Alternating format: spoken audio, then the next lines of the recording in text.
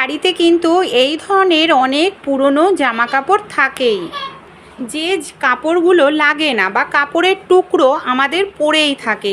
তাই এই ধরনের কাপড়ের টুকরো দিয়েই আমরা খুব সুন্দর একটি জিনিস কিন্তু তৈরি করে নিতে পারি।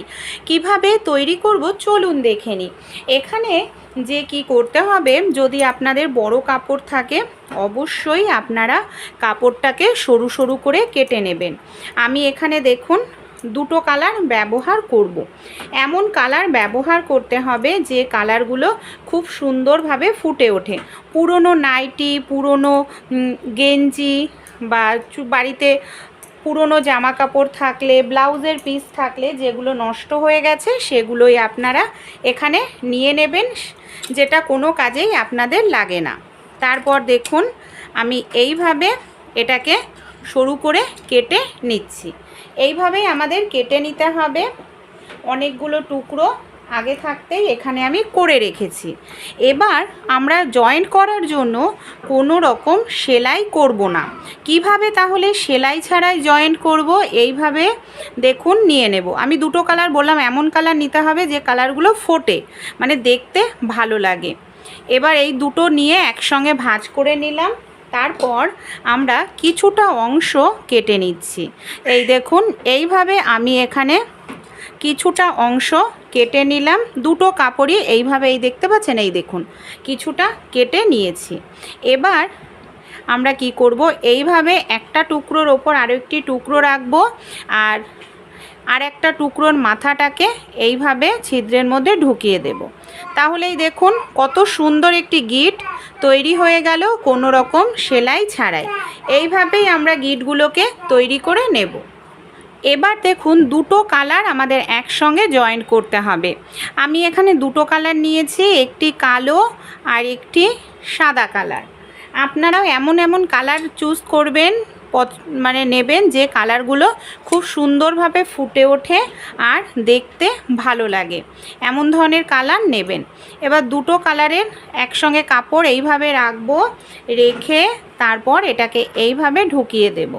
দেখুন আমি কিন্তু জিনিসটা আপনাদের ডিটেলসে বুঝিয়ে দিচ্ছি, তাহলে কি হবে, আপনারা খুব সহজেই বানাতে পারবেন। আর বাড়ির জন্য পুরনো এই ধরনের জামা কাপড় দিয়েই তৈরি হয়ে যাবে আপনাদের খুব সুন্দর একটি জিনিস, যেটা রান্নাঘরে, কিচেনে, যে কোনো জায়গায় আপনারা রাখতে পারবেন, বাচ্চাদের পড়ার টেবিলে কিংবা ডাইনিং টেবিলে। এখানে দেখুন কাপড়ের টুকরোগুলো আমার রেডি হয়ে গেছে।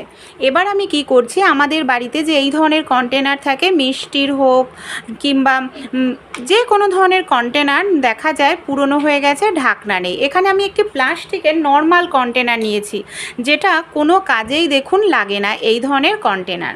এবার আমরা কি করব, এই যে কন্টেনারটা নিয়েছি এটাকে আমি 1 ইঞ্চি মতো গ্যাপ দিয়ে দিয়ে কেটে নেব। এইভাবে আমি আন্দাজ মতো দেখুন 1 ইঞ্চি গ্যাপ দিয়ে কাটছি।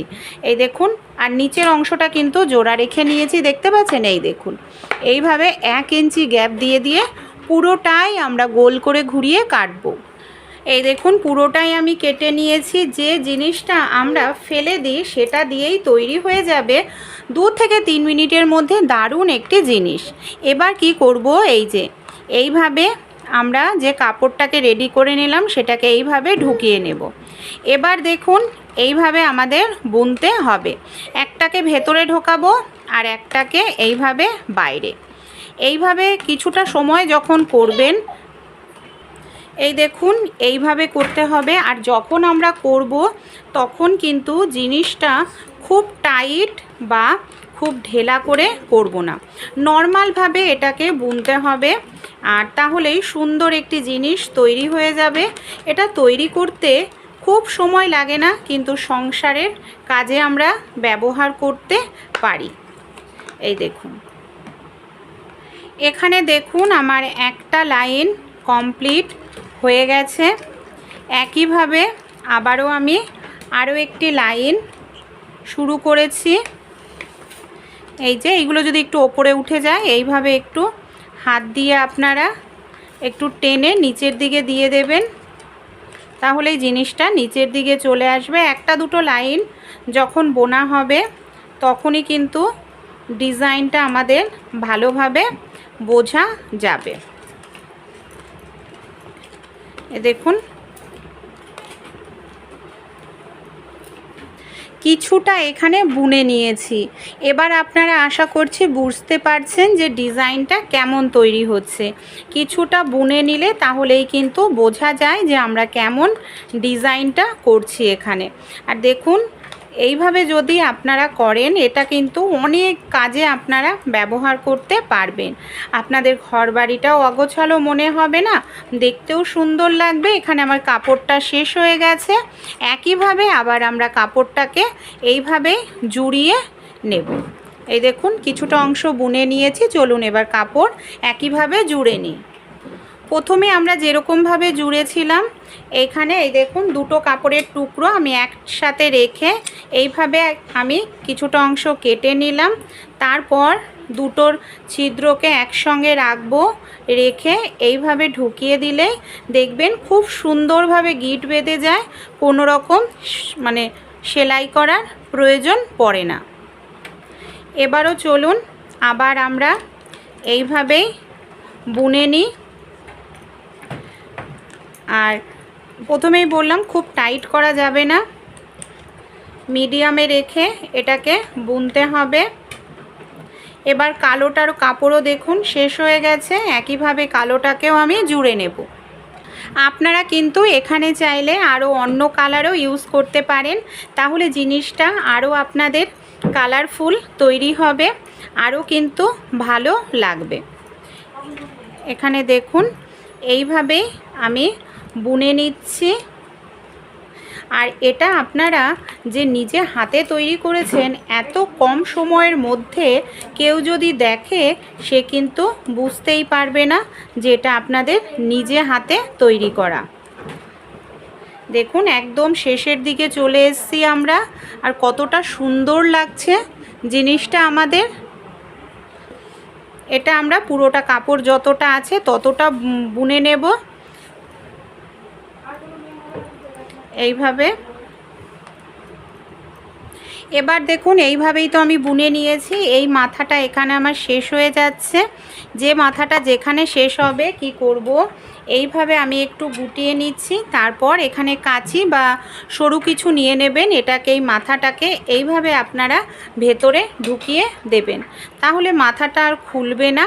এবার আমাদের কালো কালারটা আছে, কালো কালারটাকেও আমরা কি করব, এইভাবে ভালো করে গুটিয়ে নেব। গুটিয়ে নিয়ে এই যে এই জায়গাটায় আমাদের কালো ঘরের মধ্যে কালো কালারের কাপড়টাকে এইভাবে ঢুকিয়ে দিতে হবে। তাহলে দেখুন কত সুন্দর একটি জিনিস আমরা তৈরি করে নিলাম কোনো রকম টাকা পয়সা খরচা করা ছাড়াই। আপনারা চাইলে এর মধ্যে ফল রাখতে পারেন, কিংবা আপনারা যে পেঁয়াজ রসুন এই জাতীয় জিনিস রাখতে পারেন। আপনারা শোকেসের মধ্যে এর মধ্যে আপনারা আপনাদের বিউটি প্রোডাক্ট রাখতে পারেন, কিংবা রান্নাঘরে আপনারা চামচ কাঁচি গ্রেটার এই জাতীয় জিনিসগুলো রাখতে পারেন। আইডিয়াটি কেমন লাগলো অবশ্যই কমেন্ট করে জানাতে ভুলবেন না।